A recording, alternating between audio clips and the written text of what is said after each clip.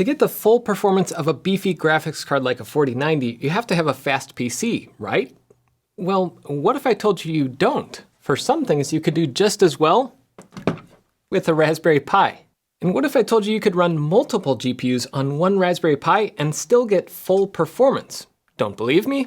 Well, what if I told you a segue to our sponsor, Micro Center? And I'm here at the Phoenix, Arizona store specifically to look for graphics cards because somehow they're cheaper than RAM these days. But I come here a lot because for every project where I need a graphics card, a power supply, a PC case, or maybe even this weird little S-Video adapter, Micro Center has it. It's crazy to think they have everything from tiny electronics and 3D printers all the way to pro workstation graphics cards that I can run on a Pi.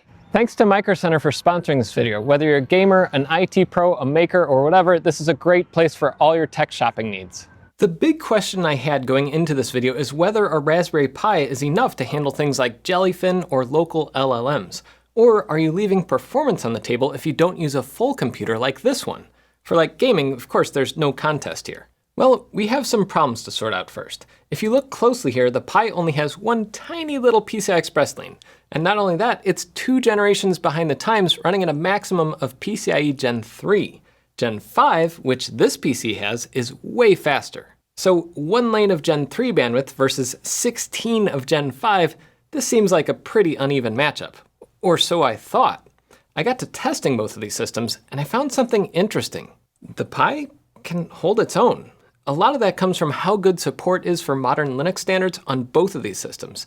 In my testing, I learned a lot about how PCI Express works and how to make up for the Pi's somewhat smaller stature. Like, look at this setup. GitHub user MP Sparrow plugged in not 1, not 2, but 4 Nvidia RTX A5000 GPUs into a single Raspberry Pi. And he was able to get them working together to run a huge large language model, Llama 3 70B. On the Pi, it was generating responses at 11.83 tokens per second. On a modern Intel server using the exact same GPU setup, he got 12. That's less than a 2% difference. While I was testing my own setups from a 4090 to dual AMD GPUs, I realized there was an interesting difference. My Pi setup, everything, including this eGPU dock that holds the graphics card, and an external power supply, this whole thing costs about $350. This PC setup, $1,500, and that's pricing before the RAM shortages hit. So the price of this thing is probably closer to $2,000 right now. Also, the Pi, by itself, it idles under 5 watts. The PC, 30. That's 6 times more power draw while they're doing nothing. And yes, 25 watts might not mean much to you, but to some people it does. And could you do a lot with something like a mini PC or a used desktop? Yeah, use what you have. Like I said, I do this stuff for fun and learning, and you might not. That's okay. So let's get to the hardware, starting with the AMD Radeon AI Pro from Micro Center. And before you ask, I did try and I didn't get it to run Crysis or even Doom on this setup yet.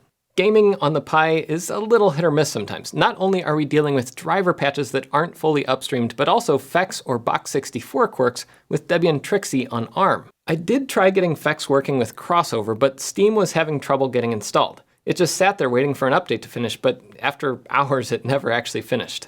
Anyway, I'm testing a few other ARM Linux gaming setups before the Steam Frame launch next year, so maybe we can get the Pi going by that time. In lieu of that, the focus today is raw GPU power. And I have 3 tests to stretch out each system: Jellyfin, GravityMark, and LLMs. Here's my setups.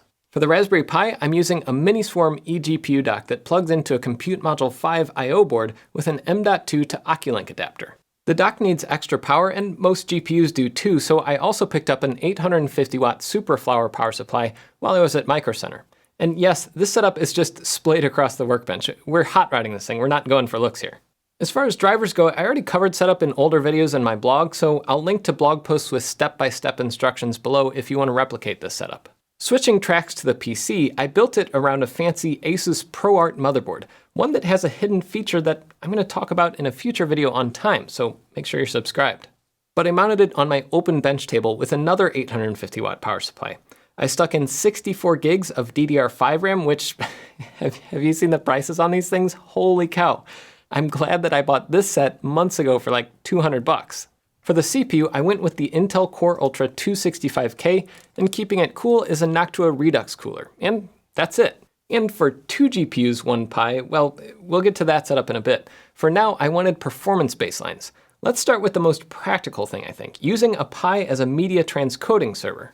Since Nvidia's encoders are more polished, I tested them first. Even an older budget card should be adequate for a stream or two, but I had a 4070 Ti available, so I threw it on my Pi. The first thing I wanted to try was maxing it out with some big video files. I used Encoder Benchmark, a Rust tool that benchmarks hardware encoders using ffmpeg and raw video streams.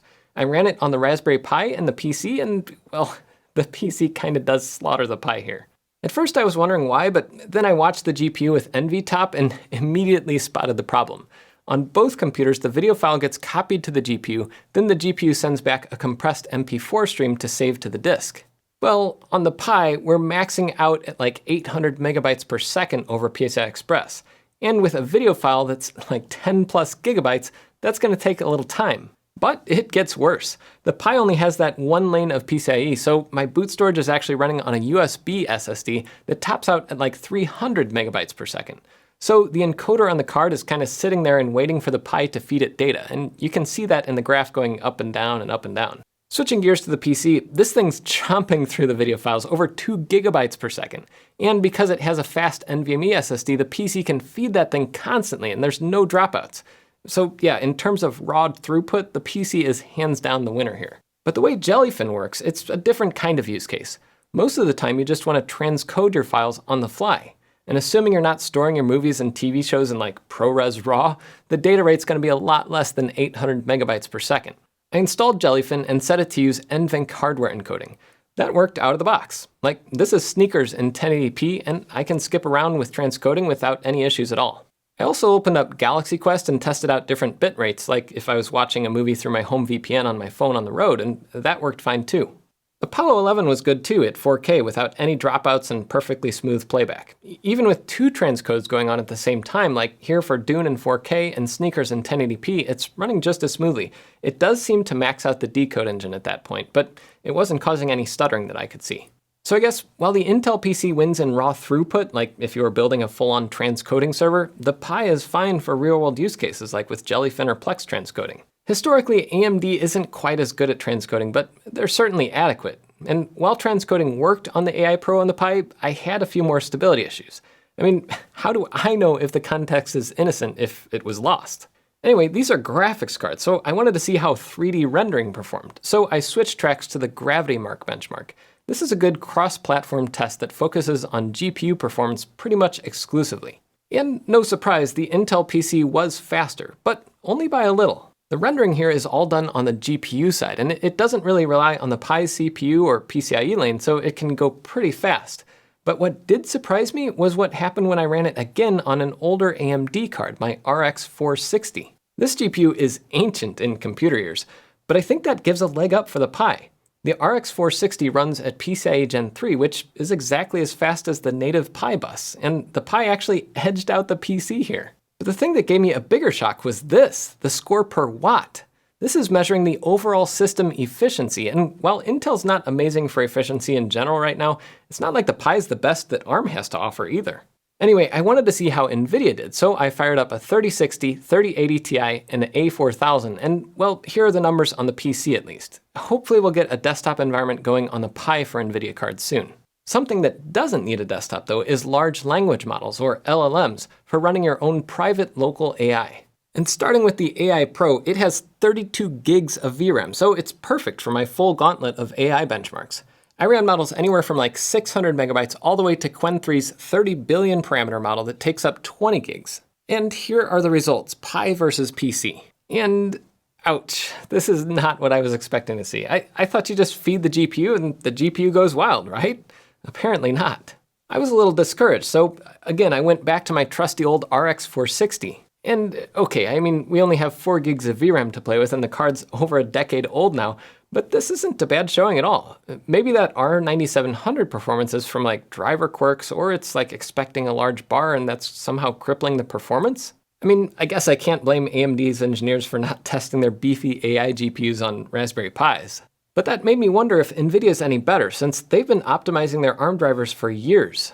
Well, this is the RX 360 12 gig. It's a popular card for cheap at-home inference since it has just enough VRAM to be useful and it's a pretty modern GPU. And, well, the Pi's holding its own here. Some models seem to do a little better on the PC, like Tiny Llama and Llama 3.23b, but some of those medium-sized models, the Pi's within spitting distance. Heck, the Pi beat the PC at Llama 213b. What really surprised me was this next graph. This measures how efficient each system is. Accounting for the power supply, CPU, RAM, GPU, and everything, the Pi is actually pumping through tokens more efficiently than the PC while nearly matching its performance. Okay, well, that's just the 3060. That card's also 5 years old now. Maybe bigger and newer cards won't fare so well. I decided to run my AI gauntlet against all the Nvidia cards that I can get my hands on. Here's the 3080 Ti. The PC does kinda destroy the Pi and Tiny Llama again, but everything else is pretty close. And there again, somehow the Pi is eking out a win for Llama 213b. But how's efficiency? Well, here again, the Pi edges out the PC, at least for Llama 2. The PC does beat the Pi for the smallest model, but only just barely. Moving on to a newer generation of cards, I tested my 4070 Ti, which also has 12 gigs of VRAM, and it's a similar story. A few models the PC pulls away a bit, but in general, efficiency's a little bit better on the Pi, or a lot better actually for Tiny Llama here. I don't know what's going on with that. I think it's just an outlier, so don't read too much into that particular benchmark. But next up, I wanted to try this workstation card. The A4000 is a 1-slot card, and it's more for stable, reliable performance versus flat-out number crunching. And here, the Pi surprised me. It looks like if the card's built to be more reliable and less overclockable, the edge on the big PC is actually a bit less. And I think the biggest surprise overall was this graph, showing the Pi reliably beating my PC in every single model, at least as far as efficiency is concerned. But going all out with the fastest graphics card I own, here's the 4090 running on the Pi, and it's kind of comical. I kind of forget how funny it is that the GPU is like 10 times the volume of the rest of the whole system. It even dwarfs the PC a bit, though it does look a little less out of place there. Anyway, this is what it looks like comparing the two for AI. Tiny Llama just completely nukes the Pi from orbit here, but surprisingly, the Pi still holds its own for most of the models, and like the 32 billion parameter Qwen 3 model is less than 5% slower on the Pi. With a card that can eat up hundreds of watts of power on its own, how's the efficiency? I was thinking that since the rest of the system would be a smaller percentage of the power draw overall, the PC would fare better here, and it does actually for a few models. But the Pi is still edging out the bigger PC in the majority of these tests, which is weird. I honestly didn't expect that. I was expecting the Pi just to get trounced everywhere and maybe pull off 1 or 2 little miracle wins. Now, one major caveat is I'm using Llama's Vulkan backend for all my tests to keep them consistent from AMD to Intel to Nvidia. CUDA could change things a little, especially the individual numbers, but actually overall not that much. And it works fine on the Pi, surprisingly, if you want to run it that way. And for local Llama folks watching this video and yelling at the screen about prompt processing speeds and all those other metrics, I have links to all the test data I used, so before you complain, go check out the GitHub issues. But so far with all these tests, we've just been running on 1 GPU. What if we could do 2? For the dual GPU setup, I have a Dolphin PCIe interconnect board, which is way out of focus, there you go. And that has 2x16 slots. I think it's PCIe Gen 5 rated, maybe Gen 4. There's this card from Dolphin that has a PCI Express switch chip inside. And that is connected through, I forget what this is, SFF something, I'll put it on the screen. That goes into this M.2 to SFF something. So this is for signaling, and then I have external power coming from this power supply, which I was using in that dock for 1 GPU, and it has 12-pin power to this 4070 Ti, and it has 6-pin power over to the A4000. So we're going to run both of these GPUs and see if we can put them together to make things go fast. Oh, and I have this little Noctua fan sitting over here blowing air between the 2 cards because, I don't know if you can see that, but down there's a giant heatsink and that card gets pretty hot. And we're actually blowing some pass-through heat right through this card into that thermal zone. So you can see I'm supporting the 4070 with an A400. Because otherwise it kind of flexes and pulls on the board a little too much. So yeah, let's see if I can get this to get started. I have that turned on, the Pi is plugged in, and then I press my power outlet down here, and this should turn on. There we go. And we can see the PCI Express card has a few LEDs to tell status for the different slots. And it's connected now to the Pi. And of course we have no display output from the cards because I'm still working on that in the Nvidia drivers. But we do have a display coming from the Raspberry Pi itself. So this should come up with Raspberry Pi OS. And we'll see if we can see these cards. Let's see, I'll make this bigger so you can see them a little better. So it shows there's an RTX A4000 and an RTX 4070 Ti. And I should be able to say Nvidia SMI. And there's the two cards. Before I ran any LLMs, I wanted to see if I could share memory between the two cards directly. PCI Express has a feature that lets devices talk straight to each other instead of having to go north-south through the Pi's CPU. That would remove the Gen 3x1 bottleneck and give the cards a full Gen 4x16 link so they could have tons of bandwidth. For that to work, you have to disable ACS, or the Access Control Service. And Dolphin apparently set that up for me already on their switch cards, and you can see that setting here. Normally, you don't want that to be your default. You want your PCI Express devices to talk through your CPU for better security. But if you're building like a supercomputer or like multiple network cards or GPUs, you want them talking as fast as possible to each other so you can disable it. Anyway, what I found is, unlike MP Sparrow's setup where he was running 4 of the same Nvidia cards, I only had different model cards, and it looks like the Nvidia driver doesn't support VRAM pooling the same way if you have different cards like my 4070 and an A4000. But that's okay, there's still things I can do with llama.cpp and multiple GPUs going north-south with the PCI Express going through the CPU. And here's the performance of the 4070 and A4000 compared to just running the same models on the A4000 directly. I'm guessing because of that extra traffic between the Pi and the cards, there are tons of little delays, like you can see here with NVTop. And there are some periods where all the traffic is just going to one GPU or the other regardless. So it's not better for performance, but the setup does let you scale up to larger models that won't fit on one GPU. Like Qwen 330B is 18 gigs, and that's too big for either of these two cards by themselves.